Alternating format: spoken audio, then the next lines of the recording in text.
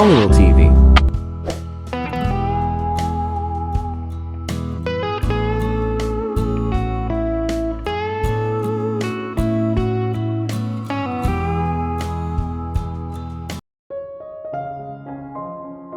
Noong naisip ko na ang halik ay magtatagal sa buong kawalang hanggan, ito ay tapos na. Ang malapad kong mga mata na nagtatanong ay bumalik sa kanya, nagtataka kung bakit siya humiwalay. Ginulo niya ang buhok ko at binigyan ako ng isang kaakit-akit na ngiti, sobrang liwanag nito na nagliliwanag sa buong kwarto. Tinitigan niya ako gamit ang kanyang mga mata na kumikinang sa unmistakable tenderness. Salamat at nandito ka noong mga panahong kailangan kita. Bulong niya nang nakahalukip ang mga mata at patuloy na ginulo ang buhok ko na parang bata. Hindi mo kailangang magpasalamat sa akin, Gabriel. Sagot ko, uminit ang pisngi ko. I will always care for you without expecting anything in return.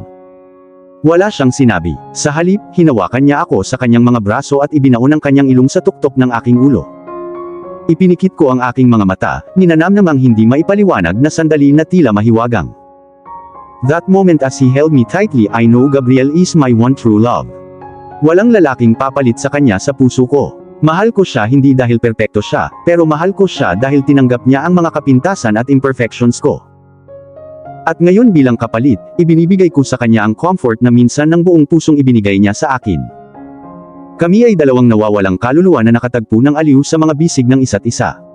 Gaano man kahirap paghiwalayin tayo ng mga tao, lagi nating hahanapin ang isa't isa at magsisimulang muli. We are made for each other and we will conquer our fears together. Oras na para bumalik ka sa kwarto mo, Monica. Baka magising si Faith Viena anytime soon. Dapat nandoon ka kapag ginawa niya. Walang gana niyang binitawan ako. Katulad niya, ayoko ring matapos ang gabing ito. Pero alam naming dalawa kung saan kami haantong kung mananatili ako. Magiging maayos ka ba? Tanong ko, nag-aalangan na nakatingin sa kanya. Hindi ako sigurado kung ang pag-iwan sa kanya ay ang tamang desisyon. Baka madapa siya sa sahig kapag sinubukan niyang bumangon. Ayokong saktan niya ang sarili ko. He's too precious for me to allow him to hurt himself doing stupid things. Magiging okay din ako, Monica. Siniguro niya sa akin pagkatapos ay binigyan ako ng isa pang nakakasilaw na ngiti na nagpawala ng lahat ng alalahanin ko. I guess you will be fine then.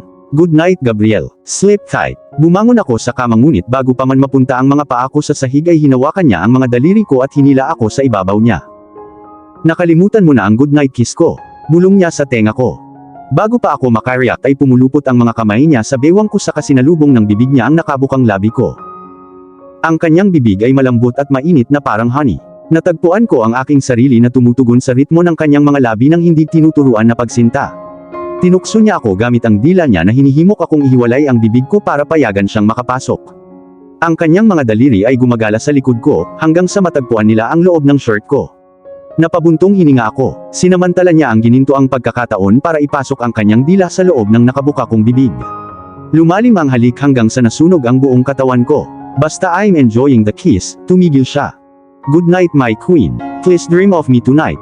Bulong niya sabay kagat sa ilalim ng tenga ko. Hinalikan niya ang noo ko sa huling pagkakataon bago niya ako binitawan. Nakangiti siya habang pinagmamasdan akong bumaba ng kama at nagmamadaling naglakad papunta sa pinto ng balcony. Binuksan ko ang pinto at palihim na lumabas. Ngunit bago ko isara ang pinto ay ninakaw ko ang huling sulyap sa kama. Nakapikit ang mga mata ni Gabriel. Mukhang natutulog siya sa kama. Natutulog na si Elisa nang pumasok ako sa kwarto. At ganoon din si Faith Viena. Ang aking daughter ay hindi man lang gumalaw pagkatapos kong ilapat ang isang malambot na halik sa kanyang noo. Kamukhang kamukha ni Faith Viena ang kanyang ama. Napangiti ako sa isiping yun habang pinagmamasdan siya. Napakaganda niya, halos parang manika. Kapag lumaki na siya, gugugulin ni Gabriel ang kanyang buhay sa pag-iisip ng paraan para takutin ang isang dosenang manliligaw na tiyak na makukuha niya kapag nasa tamang edad na siya. Gabriel would be an overprotective father. Nakakatuwang panuurin siyang pinuproblema ng mga manliligaw ng kanyang anak. Good night Faith, bulong ko. Nakapatay na ang mga ilaw sa kisame kaya dumiretso ako sa kama. Hinila ko ang kumot palapit sa baba ko. Ramdam ko pa rin ang init ng labi niya sa sarili ko. Tinutunto ng mga daliri ko ang ibabang labi ko, kahit papaano ay nanginginig pa rin ito sa mapusok na halik na pinagsaluhan namin. Uminit ang pisngi ko sa naalala. How I wish andito siya sa tabi ko para mayakap ko siya ng mahigpit gaya ng pagkakayakap ko sa unan ngayon. Habang nakahiga ako habang nakatitig sa kisame, naalala ko ang mga quotes na nakasulat sa punda ng unan. Tonight, I hug my pillow and dream of you but someday, I will dream about my pillow and I'll hug you. Sana balang araw maging posible. Maliban na si Faith Viena ay nasa kama sa pagitan namin kapag nangyari iyon. Hindi ko alam kung gaano ako katagal nakahiga doon, nang sa wakas ay naramdaman kong bumigat ang mga mata ko. Ang antok ay kumakaway sa akin at ito lang ang kailangan ko ngayon. Kaya ipinikit ko ang aking mga mata at inanod sa isang matamis na antok. Ang mahinang iyak sa crib ang gumising sa akin. Naglaho ang huling labi ng panaginip ko at bumalik ako sa realidad. Pinilit kong idilat ang mga mata ko at muntik na akong tumakbo sa crib. Napatingin ako sa wall clock. 4:00 ang sabi, 5 oras na akong nakatulog. Hinawakan ko si Faith pero hindi siya tumitigil sa pag-iyak. She's hungry I guess. I grabbed her feeding bottle at dinala ito sa kanyang labi. Tumigil siya sa pag-iyak sa isang iglap. Nakahinga ko nang maluwag nang pumikit siya. Ilang sandali pa ay nakatulog na siya ng mahimbing.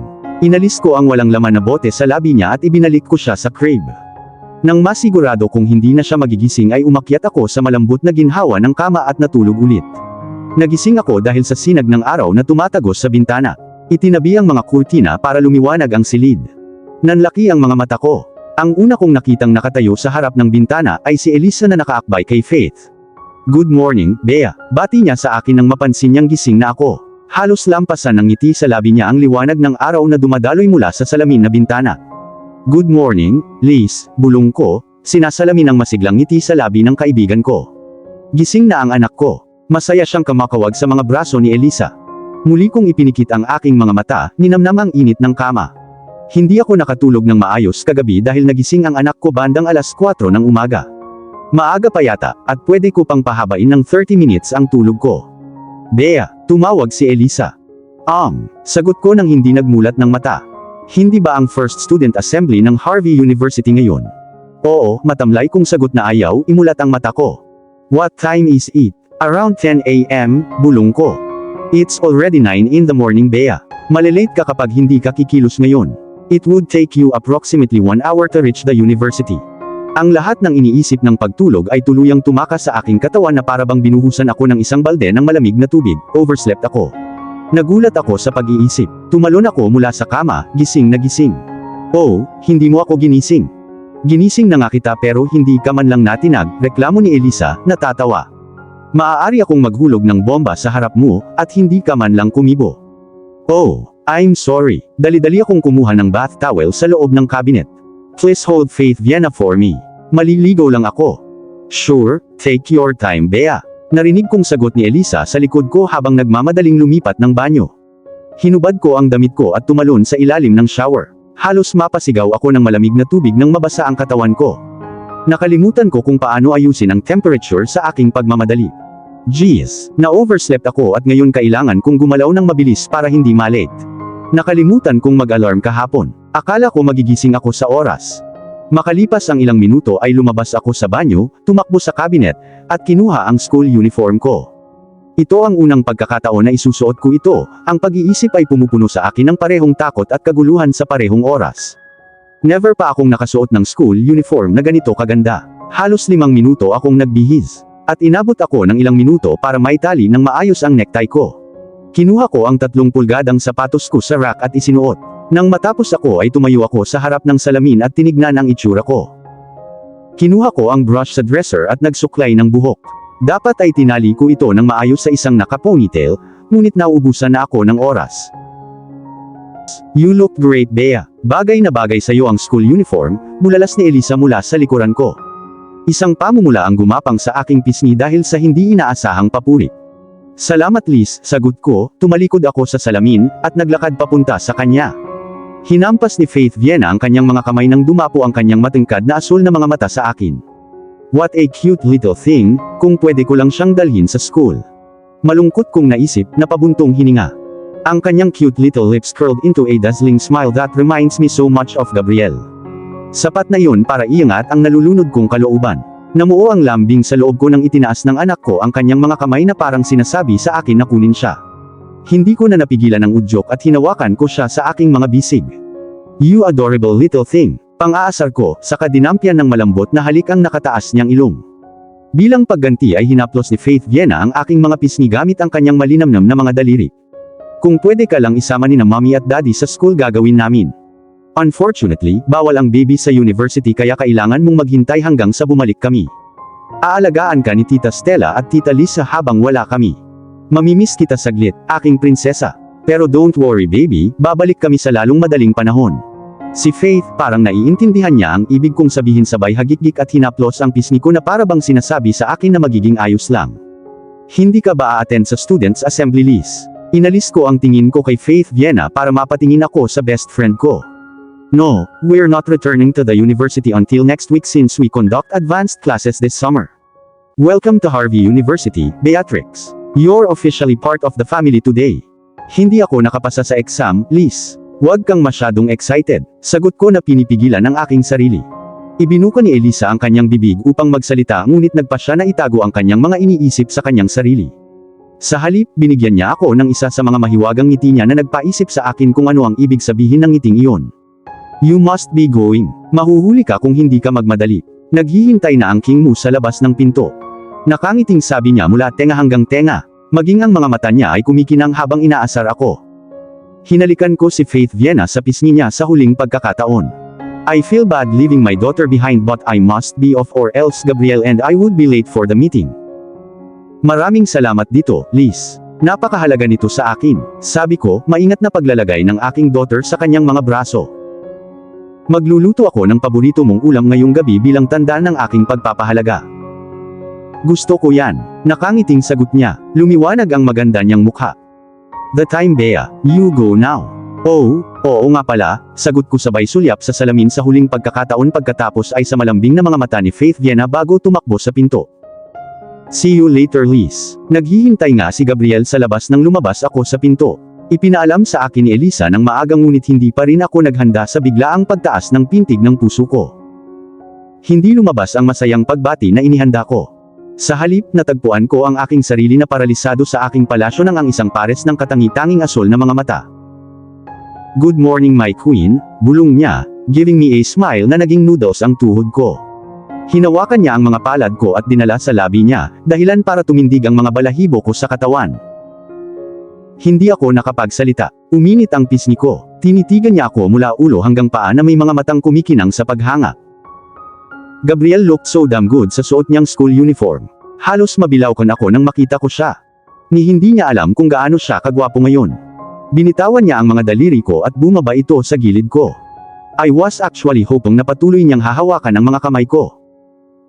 Casual na pinasadahan ni Gabriel ang kanyang mga daliri sa malambot na hibla ng kanyang buhok. Nanuyo ang lalamunan ko gaya ng Sahara Desert habang nakatingin sa kanya. You look great in your uniform. Pagpupuri niya, lumipat ang mainit niyang tingin sa katawan ko. Ngunit nang dumapo ang kanyang tingin sa suot kong itim na pencil cut skirt, napangiwi siya. Hindi siya kumibo ng ilang sandali. Nagtataka ako kung ano ang iniisip niya habang nakatingin siya sa akin na halos magsanib ang mga kilay sa isang linya. What's wrong? Gusto ko sanang itanong pero papunta na siya sa pinto. I will follow you to the car Monica. I'll kiss Faith Vienna goodbye first. Tumango ako at pinanood siyang pumasok sa pinto at isinara iyon sa likod niya. Nang wala na siya, nagkibit-balikat na lang ako at bumaba ng hagdan. Hindi ba masyadong mababa ang palda mo, Monica? Iyon ang unang tanong na lumabas sa labi niya pagkatapos niyang tulungang isuot ang seatbelt ko. Pagtingin ko sa kanya, napansin kong nakasimangot siya. Hindi niya ako binigyan ng tingin. Patuloy niyang itinuon ang atensyon sa manibela habang binuhay ang makina. Nagsalubong ang kilay ko sa pagkataranta habang nakatingin sa kanya habang iniisip ko kung ano ang dahilan ng biglaang pagbabago ng mood niya. Umusad ang sasakyan. Bumukas ang napakalaking pintuan. Ilang sandali pa ay ligtas nang umaandar ang sasakyan sa 4-lane highway. Monica, bumabalik sa realidad ang aking mga iniisip. Oh, about that. Paano ko ipapaliwanag sa kanya iyon na standard na haba ng palda nang hindi siya naiinis sa akin? You didn't fit the uniform nung natanggap mo diba? Kinagat ko ang labi ko bago sumagot. I didn't, pag-amin ko. Hindi ko inaasahan na magiging ganito kaikli. Ang haba ay dapat nasa itaas lang ng aking tuhod at hindi sa gitna ng aking mga hita. Hindi ba masyadong maikli, Gabriel? Tanong ko na biglang namula sa sarili. Hindi naman ganoon kaikli kumpara sa ibang babaeng estudyanteng nakita ko noong una akong pumasok sa university. Pero para sa akin, masyadong maikli ang sa iyo. It exposes your long, shapely legs. I don't want any other man looking at you. Sumagot siya ng walang filter. Mukhang nahihiya siya, namumula ng husto ang kanyang mga pisngi. Kinagat ko ang ibabang labi ko at mariing itinikom ang bibig ko. Nagulat pa rin sa hindi niya inaasahang pananalita, na natiling nakatikom ang aking bibig. Ano kaya ang magiging reaksyon ko sa sinabing iyon? Naging overprotective lang si Gabriel dahil ayaw niya akong pinagsasamantalahan. Napangiti ako sa isiping iyon. Kumakaway ang mga butterfly sa loob ng tiyan ko. Gusto ko itong overprotective side niya. Para akong teenager na may crush sa unang pagkakataon.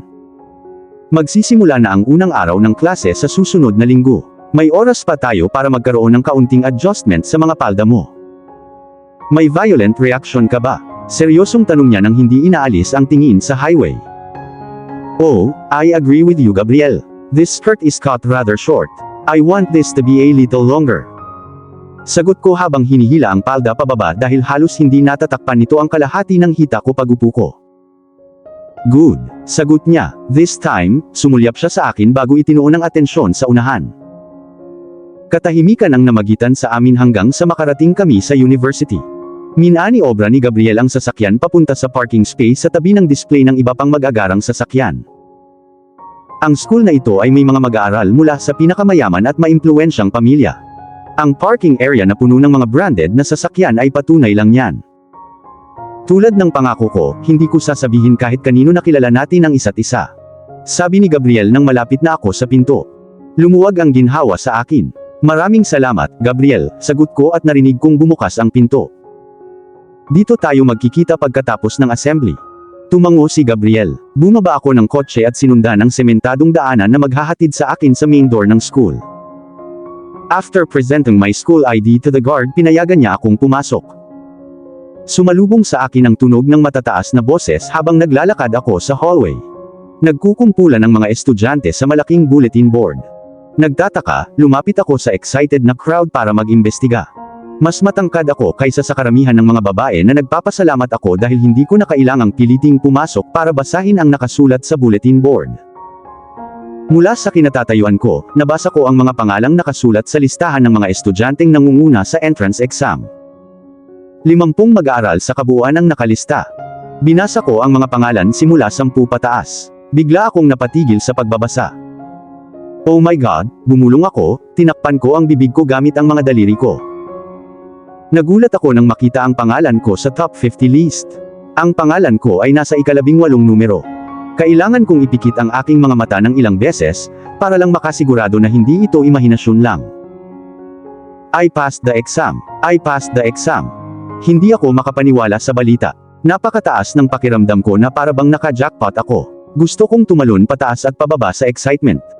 Pag-angat ko ng tingin, nakita ko si Gabriel na nakatayo sa crowd. Matangkad siya kaya hindi siya mahirap makita. Nang maramdaman niyang may nakatingin sa kanya, lumingon siya sa direksyon ko. Gumalaw ang labi niya. Congratulations, Monica, he mouthed.